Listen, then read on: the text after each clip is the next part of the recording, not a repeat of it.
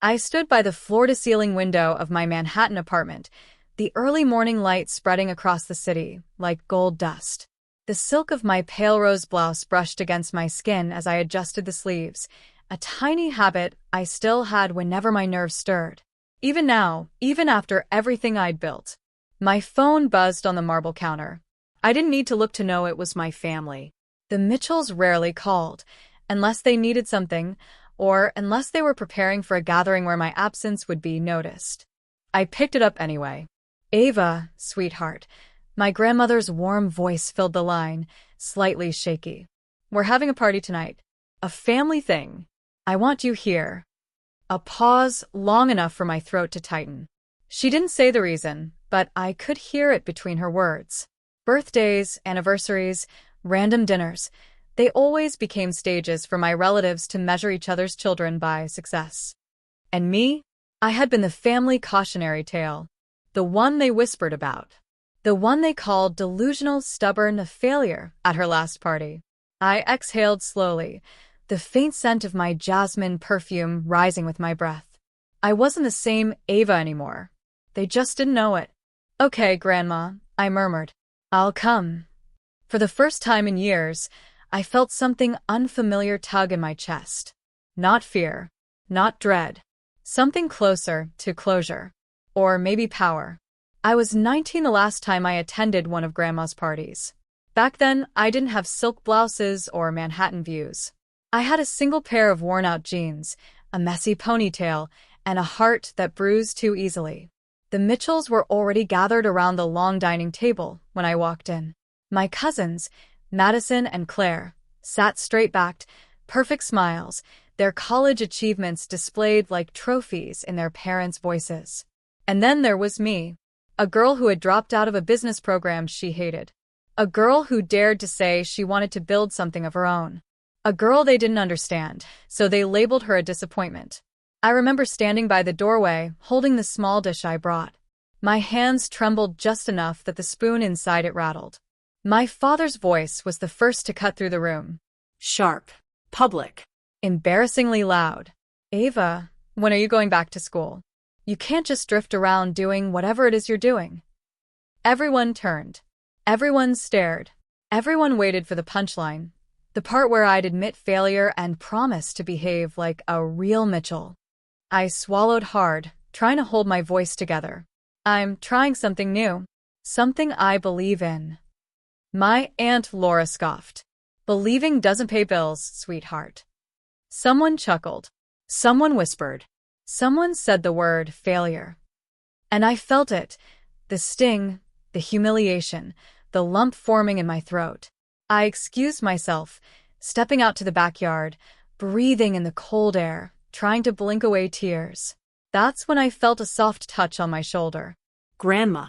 Her silver hair glowed under the porch light, her eyes warm and unjudging. She pressed something into my hand, a delicate gold locket. "Listen to me, Ava," she said, her voice steady. "You don't need them to believe in you. You just need you.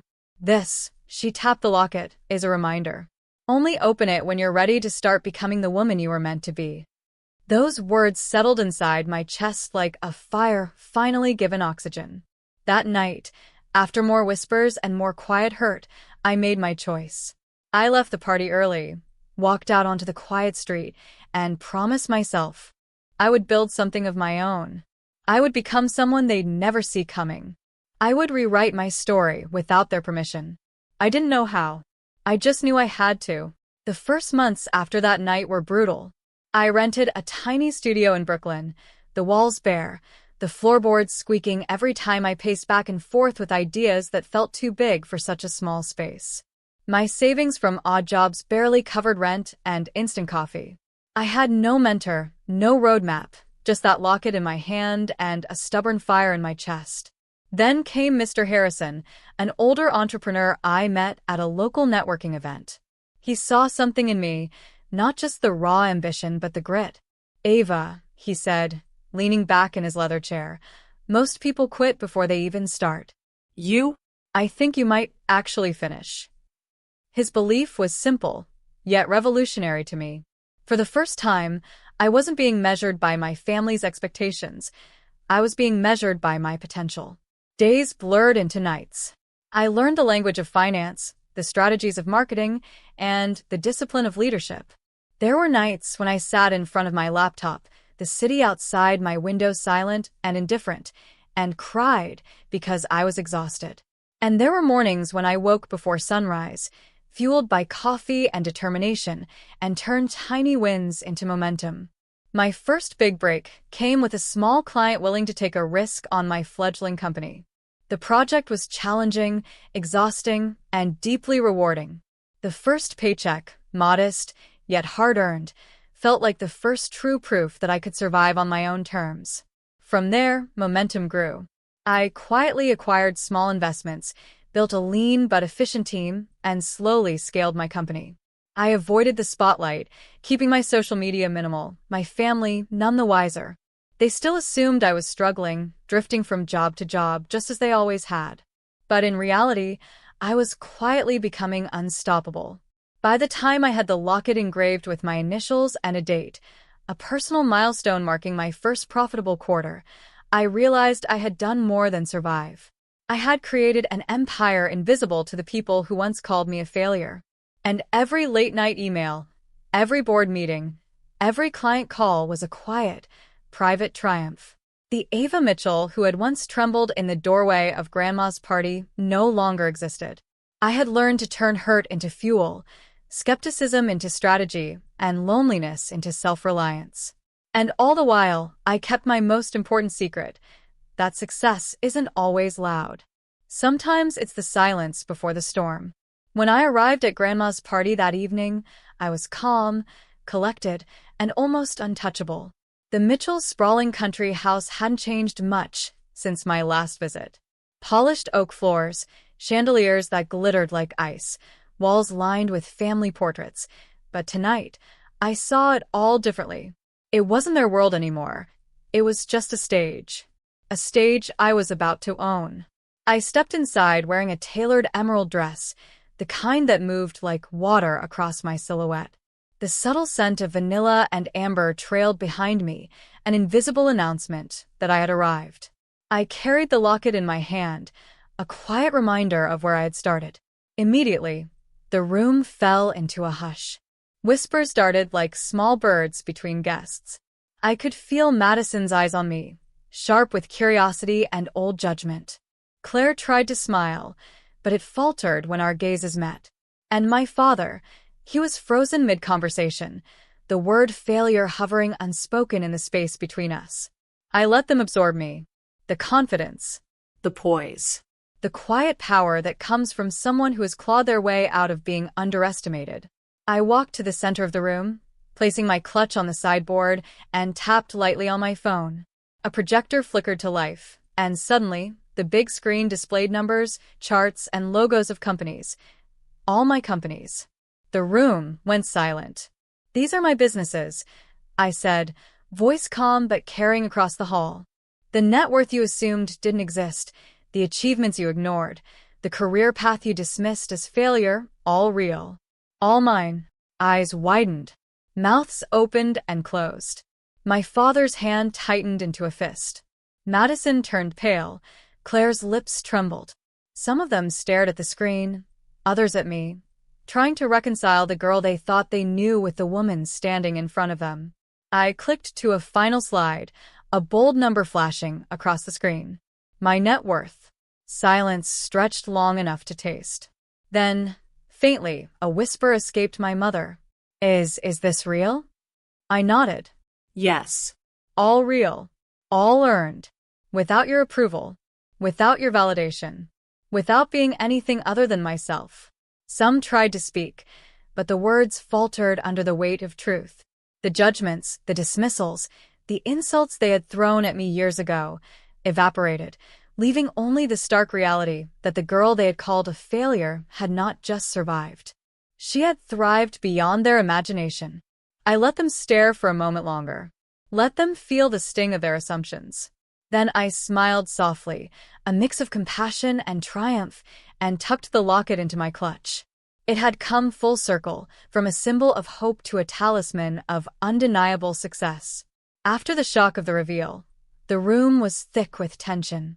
Every eye was on me, waiting, some for an apology, some for excuses, others for an explanation. But I didn't owe anyone anything. Not anymore. I took a deep breath, letting the quiet hum of my success settle around me. My heels clicked softly on the floor as I walked toward my father, who still looked frozen, a mix of shame and disbelief clouding his expression. "I've been quiet all these years," I said, voice steady measured. "But now that you know, it's time we set some rules. If you want a place in my life, these are the conditions." I started with my father. "Dad, if you want me in your world, you need to stop comparing me to others, stop belittling my choices, and start listening. Really listening." His eyes flickered with a hint of regret. I turned to my mother. "Mom, you've spent years worrying more about appearances than supporting me. If we are to have any real relationship, I need honesty, not judgment, and encouragement instead of criticism." To my cousins, Madison and Claire, I said, "You two have talent and potential. Don't waste it chasing my path or anyone else's approval. Find your own way, and I'll cheer you on, but only if you work for it." The room was silent except for the faint hum of the projector behind me. I let my gaze sweep over them, letting them feel the weight of their past actions. "This isn't punishment," I continued, softer now. "It's opportunity. I'm willing to help, guide, and even invest in your dreams, but only if you commit to growth, to letting go of old grudges, and to respecting boundaries." I could see the mix of emotions in their faces: disbelief, shame, and finally, the tentative spark of understanding. The power dynamic had shifted. For the first time, I controlled the narrative. Then I paused, my voice gentle but unwavering. "I love you all, but love isn't enough. Growth, respect, and accountability. That's what earns a seat at my table. The rest is history." Some flinched at the firmness. Others nodded slowly, processing the truth. For the first time, I didn't feel the need to apologize, explain, or justify myself. I had transformed the shame they once projected onto me into a framework for our future, one where I led with strength, not fear. As I finished, a hush settled over the room. The power wasn't just in my bank accounts or my companies. It was in the calm certainty of a woman who had weathered storms, outgrown the judgments, and set clear, unshakable boundaries. Weeks passed after that night, and the change was subtle but real. My father began listening, really listening, during our conversations. He asked questions without the old judgment lurking behind them. My mother sent me texts full of encouragement, no critiques attached. Madison started her own small business, sending me photos of her progress. Claire enrolled in a design program she had always wanted, her fear of failure slowly giving way to confidence. It wasn't instant. It wasn't perfect, but it was growth, theirs and mine. And watching them step into their own paths without leaning on my success felt like the final proof that transformation was possible. One evening, I sat in my office, the city lights stretching endlessly below. I held a locket in my hand, turning it over between my fingers. The gold had dulled slightly, but the significance had only grown. It reminded me of that cold night in Grandma's backyard, the night I chose to believe in myself despite the voices that called me a failure. I smiled softly, feeling the quiet weight of triumph. Not the kind flaunted on a screen, not the kind that silenced a room, but the kind that settled in your chest, warm and steady, as you realize you built your life on your own terms. My phone buzzed, a message from Grandma. "I'm proud of you, Ava. Truly proud." I set the locket down beside my laptop, letting its presence anchor me. I had started as the girl who trembled at judgment, and I had become a woman who commanded respect without demanding it. And as I gazed out over the city skyline, I whispered, more to myself than anyone else, "I am enough. I am worthy. I am unstoppable." It was more than a statement. It was a promise to myself, to my growth, and to the life I had fought so hard to create. And in that moment, I understood that the silence they felt when they saw my net worth on the screen was nothing compared to the peace and power I carried every single day.